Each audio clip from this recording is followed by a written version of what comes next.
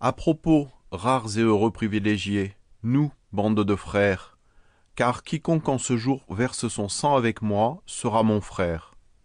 William Shakespeare, Henri IV. Chapitre 1. Thor faisait face à Gwendoline, tenant son épée à son côté, son corps tout entier tremblant. Il regarda autour de lui et vit tous les visages, le fixant en retour dans un silence stupéfait. Alistair, Érec, Kendrick, Stephen et une compagnie de ses compatriotes, des gens qu'il avait connus et aimés, ces gens. Et pourtant, il était là, il leur faisait face, l'épée à la main. Il était du mauvais côté de la bataille. Finalement, il réalisa. Le voile enveloppant l'esprit de Thor s'était levé quand les mots d'Alistair avaient résonné à travers lui, l'emplissant de clarté. C'était Thorgrim, un membre de la Légion, un membre du royaume occidental de l'Anneau. Il n'était pas un soldat de l'Empire, il n'aimait pas son père, il aimait tous ces gens. Plus que tout, il aimait Gwendoline. Thor baissa le regard et vit son visage, la regardant fixement avec tant d'amour, ses yeux en larmes. Il fut empli de honte et d'horreur, prenant conscience qu'il lui faisait face, tenant son épée. Ses paumes brûlaient d'humiliation et de regret. Thor lâcha son arme, la laissant tomber de ses mains. Il fit un pas en avant et l'embrassa.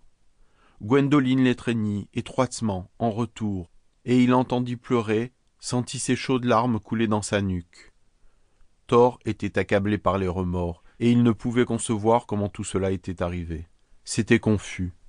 Tout ce qu'il savait, c'était qu'il était heureux d'être à nouveau lui-même, d'avoir l'esprit clair et d'être de retour parmi les siens. « Je t'aime, murmura-t-elle à son oreille, et ce, pour toujours. »« Je t'aime avec chaque fibre de mon être, répondit Thor.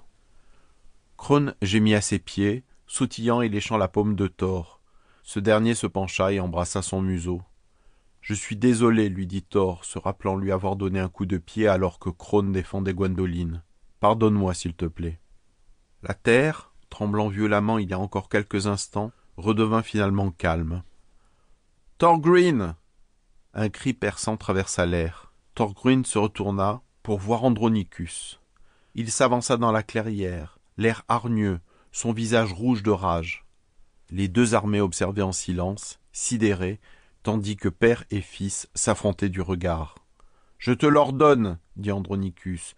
Tue-les tous. Je suis ton père, tu n'écoutes que moi, et moi seul. » Mais cette fois-ci, alors que Thor fixait en retour Andronicus, il sentit quelque chose de différent, quelque chose qui avait changé en lui. Thor ne voyait plus Andronicus comme étant son père, comme un membre de sa famille, comme quelqu'un à qui il devait répondre et donner sa vie pour. Au lieu de cela, il le vit comme un ennemi, un monstre. Thor ne ressentait plus aucune obligation de se sacrifier pour cet homme. Au contraire, il ressentit une rage dévorante à son encontre. Se tenait là l'homme qui avait commandité l'attaque de Gwendoline. C'était l'homme qui avait tué ses compatriotes, qui avait envahi et mis à sac son pays natal, sa patrie. C'était l'homme qui avait pris le contrôle de son propre esprit, qu'il avait gardé en otage grâce à sa magie noire. Ce n'était pas l'homme qu'il aimait. Plutôt, il s'agissait de l'homme qu'il voulait tuer plus que toute chose sur terre, père ou pas. Thor se sentit soudain rempli de rage. Il se baissa, ramassa son épée et chargea à toute vitesse à travers la clairière, prêt à tuer son père. Andronicus, l'air stupéfait alors que Thor fonçait sur lui, leva son épée, tandis que Thor abattit la sienne à deux mains, de toutes ses forces, visant la tête.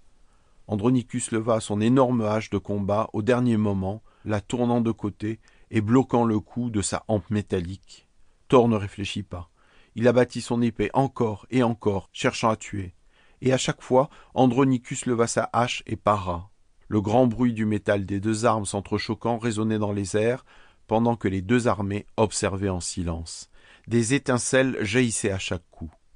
Thor criait et grondait, utilisant toutes ses compétences, dans l'espoir de tuer son père sur place. Il devait le faire, pour lui-même, pour Gwendoline, pour tous ceux qui avaient souffert par la main de ce monstre. Pour continuer à écouter ce livre audio gratuitement, cliquez sur le lien dans la description et vous pourrez l'écouter en entier sans frais grâce à l'essai de 30 jours d'Audible.